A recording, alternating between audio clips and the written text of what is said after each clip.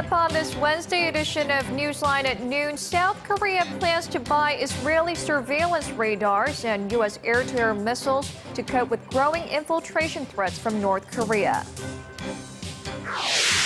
North Korea holds the first meeting of its Supreme People's Assembly, and attention is being drawn to who will lose their top seats and who will take over. Plus, top officials from the U.S., EU, Russia, and Ukraine will meet next week in a bid to contain the crisis in Ukraine. These stories and more on Newsline at noon.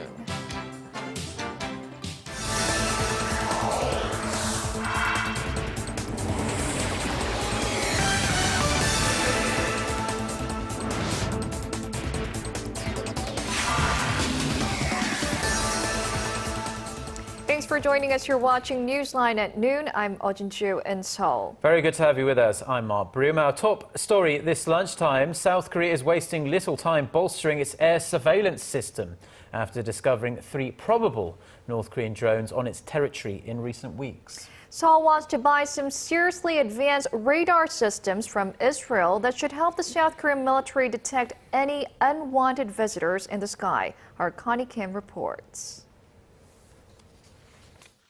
The discoveries of 3 suspected North Korean drones in less than a month on South Korean soil has prompted Seoul to take action. The government said Wednesday that it would be adopting Israel's tactical air surveillance radar system. A government source said an emergency budget of around $19 million will be drawn up to purchase 10 low-altitude radars this year. The RPS-42 radars will be deployed at key government facilities, including the presidential office and on the West Coast next year. The South's current TPS-830K radars aren't capable of detecting the North's small-sized drones, but the newly adopted Israeli radar system is. It has an altitude range of 10 kilometers and can detect any object within its range as small as 0.5 meters in size. The Korean military has been under fire for allowing the unmanned aerial vehicles infiltrate its airspace, which represents a national security threat. In another effort to boost the nation's military readiness, Korea has asked the U.S. Defense Security Cooperation Agency to purchase more than 100 advanced missiles. The agency said Tuesday that it had notified Congress of a possible sale of missiles, equipment, and parts to Seoul.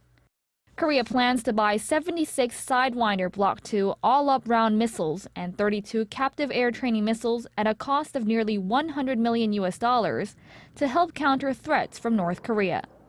Connie Kim, Arirang News. Now, South Korea's plans to beef up its surveillance capabilities in the skies don't end with the purchase of the Israeli radars. South Korean Defense Minister Kim Kwon-jin is briefing the Parliamentary Defense Committee on this Wednesday over the government's plans to counter suspected North Korean drones.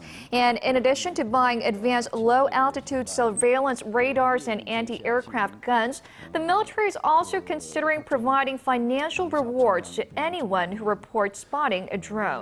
The defense chief also said the military will deploy 4 unmanned aerial aircraft for reconnaissance purposes in western sea border areas. North Korea is holding its first session of the 13th Supreme People's Assembly on this Wednesday. The meeting, which is equivalent to a parliamentary session, will give the world a better idea of the changes in the regime's policies and power structure. Arirang News' Hwang Seung-hee reports.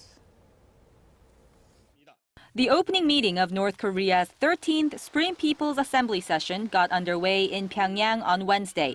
It marks the first session of the rubber stamp parliament elected under Kim Jong-un's leadership. The main agenda items include representing the young Kim as the regime's one and only leader, appointing officials for government posts, and deliberating on this year's budget plan.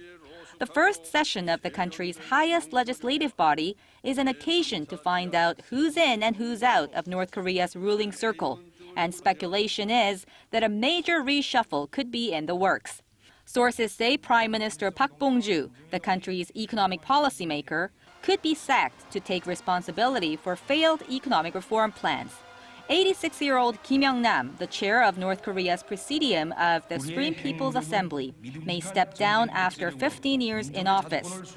Possible successors to the positions include Kim Yang-gun, the head of the Workers' Party's United Front Department in charge of inter-Korean matters, and Vice Premier Kang Seok-ju.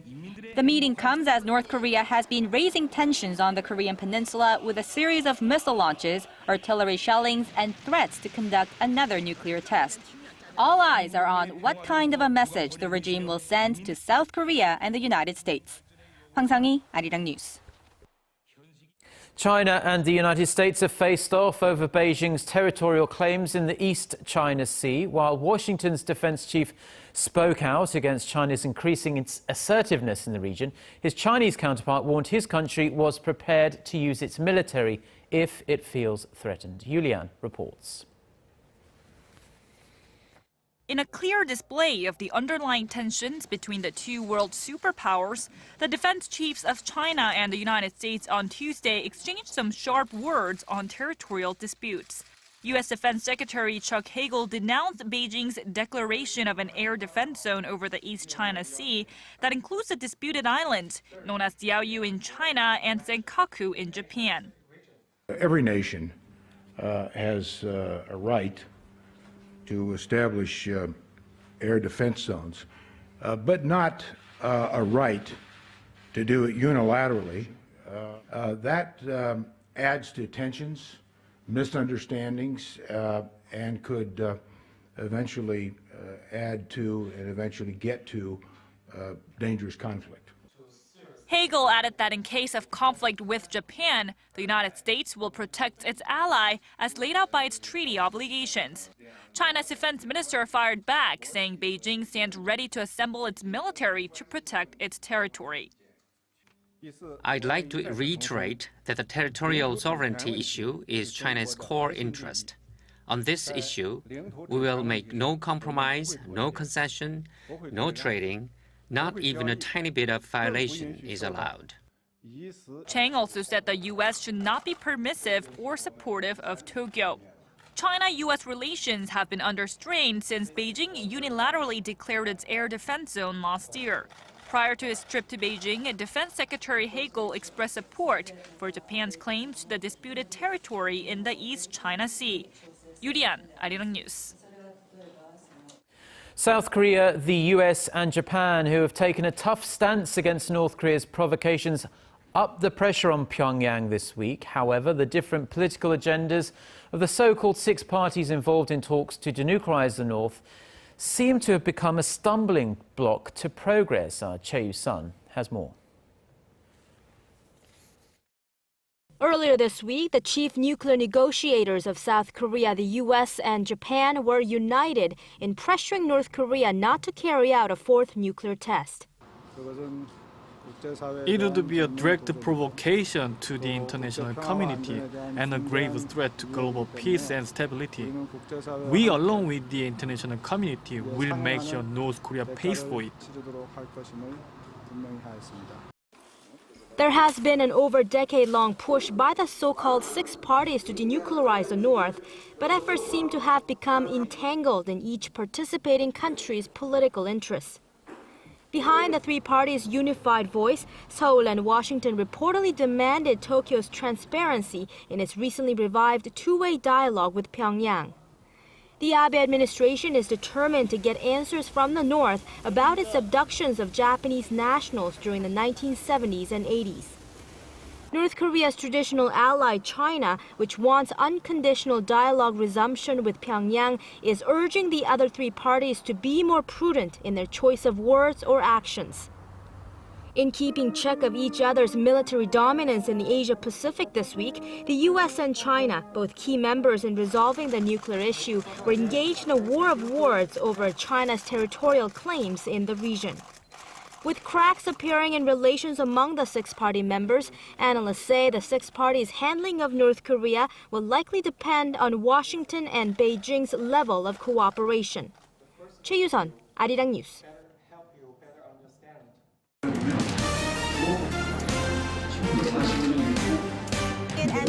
Stay up to date on the latest news out of Korea. connecting to our team of reporters about the issues that matter to Korea.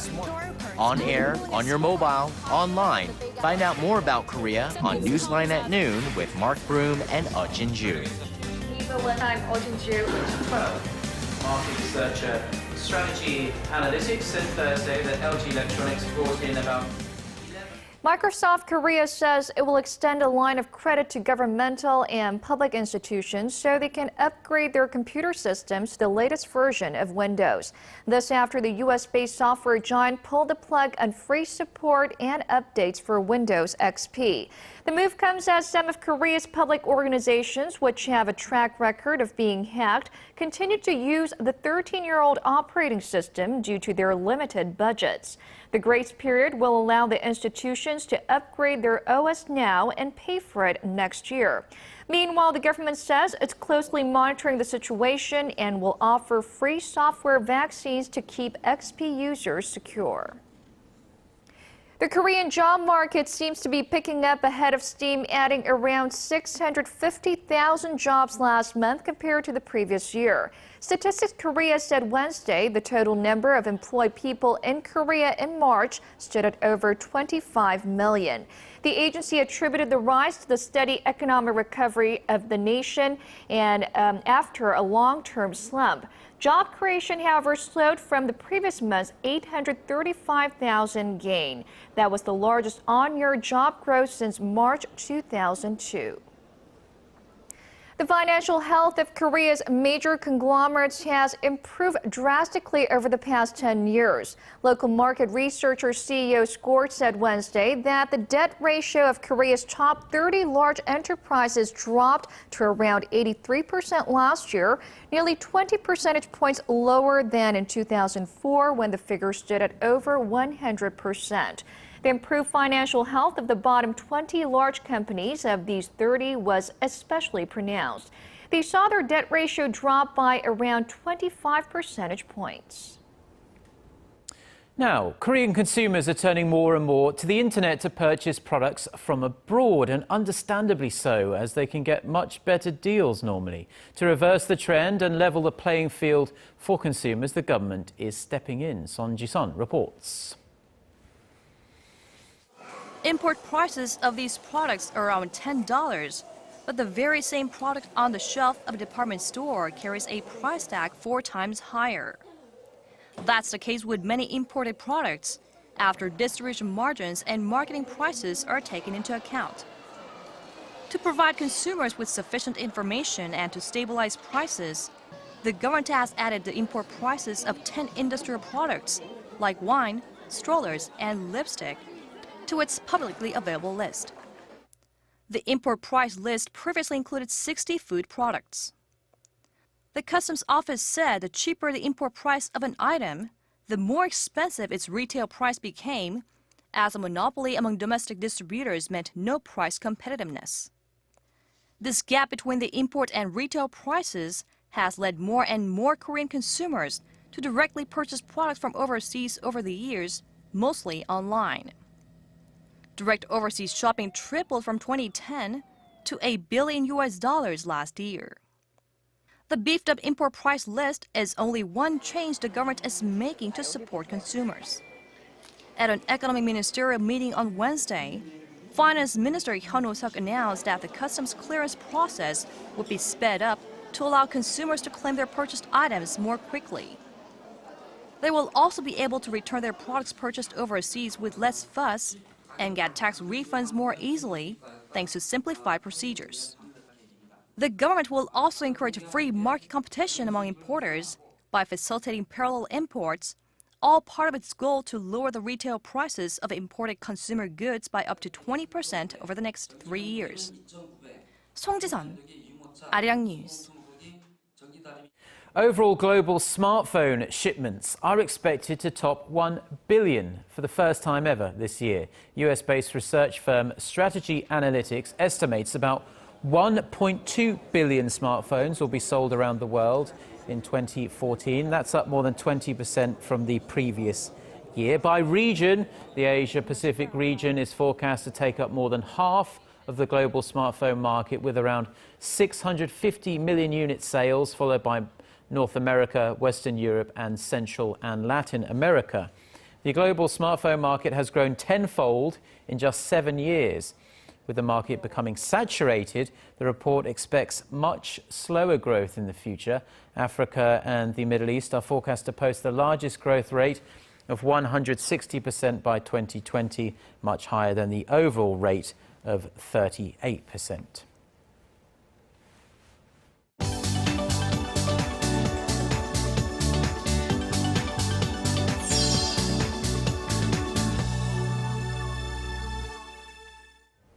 Time now for a look through your international headlines. For that, we turn to our Eunice Kim standing by at the news center. Eunice, we've seen tensions in Ukraine ratcheting up to new levels, but there are plans to get the major players in the crisis to talk. That's right, Shinju. Most recently, of course, Washington accusing Moscow of stoking the separatist unrest in eastern Ukraine. He'll have plenty to talk about when the top diplomats from four entities gather next week. Here's Kwon So-ah with the latest on the worsening crisis. With no immediate end to the Ukraine crisis in sight, senior officials from the EU, the US, Russia and Ukraine will try to find common ground in four-way talks next week, likely in Europe. It will represent the first such meeting since the crisis began. The talks were suggested by U.S. Secretary of State John Kerry as he accused Russian forces of stirring up separatist turmoil in the eastern part of Ukraine. He told Moscow to back down or face tougher new sanctions that would target Russia's banking, energy, mining and arms sectors. NATO Secretary General Anders Fogh Rasmussen warned Russia too, saying a further intervention in Ukraine would be a, quote, historic mistake and that it would lead to a further international isolation for Russia. The crisis worsened over the weekend when pro-Russian activists seized regional government buildings in 3 eastern Ukrainian cities. On Tuesday, Ukraine's Interior Ministry said it had detained some 70 people during an anti-terrorist operation in Kharkiv, but that protesters are still in control of a state security building in Luhansk. He says they are armed and holding around 60 people hostage. Protesters occupying a government building in Donetsk have declared a People's Republic of Donetsk and are planning a referendum to join the Russian Republic by May 11th. It's a potential powder keg as the polarization of pro-Russians and pro-Ukrainians in the 3 cities is greater than it was in Crimea, which Russia annexed a month ago. Kwon So-ah, Arirang News. And over 186 million voters will head to the polls on this Wednesday in Indonesia's key legislative elections. More than 6,600 candidates from 15 political parties are vying for the 560 parliamentary seats up for grabs. The general election precedes presidential elections that will take place in 3 months' time. Early opinion polls show the opposition Democratic Party could lead the race thanks to the popularity of presidential candidate and Jakarta Governor Joko Widodo. The results of the election could bring major changes to the world's 3rd largest democracy as it recovers from military rule 16 years ago. A new internet security bug is raising alarm. It's called Heartbleed, and it opens up a serious vulnerability in the open source software OpenSSL used by hundreds of thousands of servers to encrypt web communications. There are reports Yahoo was among the companies penetrated, and the blogging website Tumblr has advised its users to change their passwords. Google is reportedly unaffected. Experts say Heartbleed allows anyone to access user passwords and other chunks of stored data on the affected servers. It's believed the security bug affects only one version of OpenSSL, but it's a vulnerability only recently spotted on the software that has been available for more than 2 years. And the first estimates of the cost of the search for Malaysia Airlines Flight 370 are out. It's on track to become the most expensive in aviation history. Reuters estimates that at least $44 million has been spent in the first month of the hunt by 4 of the 26 countries contributing assets. That's Australia, China, the US, and Vietnam. The leaders of Australia and Malaysia have said repeatedly that cost is not an issue in the search. search. And on that search, Chief Investigator Angus Houston said Ocean Shield has detected 2 additional signals in the same area in the past 24 hours, setting up a tighter search zone today. Well, thank you very much, Eunice, for the international news there. Now, they are called Centres for Limitless Imagination. In line with the Park Geun-hye administration's drive for building a creative economy, the Science Ministry plans to inject 2.5 billion won, that's roughly $2.4 million to set up 70 of these so-called idea factories across the nation. 7 pilot centres have been up and running since August of last year, and more than 85% of some 10,000 visitors have found them helpful. The government plans to establish more than 200 centres by 2017. Now, 3D printers especially were the most sought-after item at these centres. The government says it will reflect the needs of the public and make sure each centre is equipped with a 3D printer. Experts that can help students develop creativity will also be available at the centres. And in other news, in recent weeks, the world has been hit with a number of sizable earthquakes, and Korea was one of them. Just yesterday, measuring equipment in Korea recorded a magnitude 2.6 aftershock following a 5.1 magnitude earthquake that occurred last week off the western part of the peninsula. Could the quakes detected in Korea possibly be tied to others throughout the world? Well, our Shin Se-min tells us more. A powerful magnitude 8.2 earthquake struck off the northern coast of Chile's Pacific coast on April 2nd, killing at least 6 people. In late March, also on the Pacific coast, Los Angeles was hit by a magnitude 5.1 earthquake, followed by more than 100 aftershocks. A total of 31 earthquakes with a magnitude of 6 or higher have occurred worldwide this year, and 70% of them have taken place in Pacific coastal areas on the Ring of Fire, a horseshoe-shaped line that stretches around the Pacific coast. And experts say the recent quakes all share a common factor. Most earthquakes are due to forces that build up from past-time quakes. So we can say that almost all earthquakes are interconnected in some way.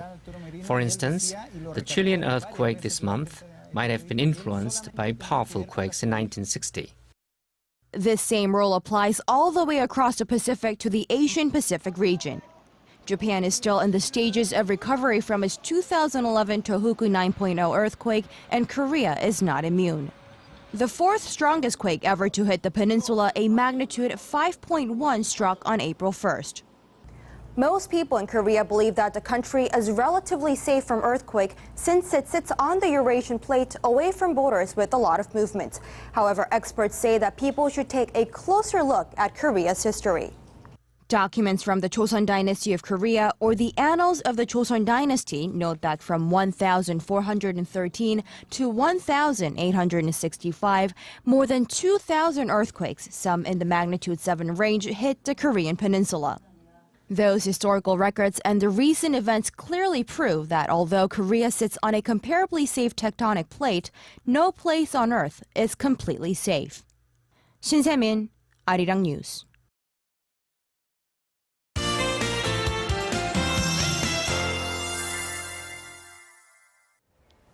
Early summer-like conditions are in store this afternoon. It will be warmer than yesterday. And because of the relatively mild weather of late, the number of patients who are suffering from food poisoning is reportedly on the rise. So please take good care of yourself. And yes, we woke up to a foggy morning, but at least it's not dust.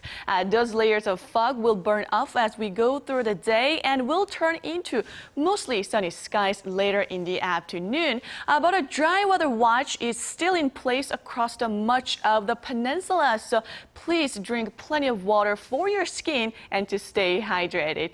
And it seems like warm and mostly sunny skies will persist throughout the week, but there's a shower over the weekend, and it looks like that will drop a few degrees lower than what we are having these days. So please do keep that in mind, and let's take a closer look at the readings for today. Here in the capital, it will soar to 20 degrees Celsius, and Daegu will get up to 20 26, and Gwangju and Busan should top out at 23 and 21 respectively. Now for other regions, it looks like down on Jeju and Daejeon will peak at 17 and 23, while Mont Kungang should see a high of 15 this afternoon. Well, that's all I have for you today, and hope you have a wonderful rest of the day.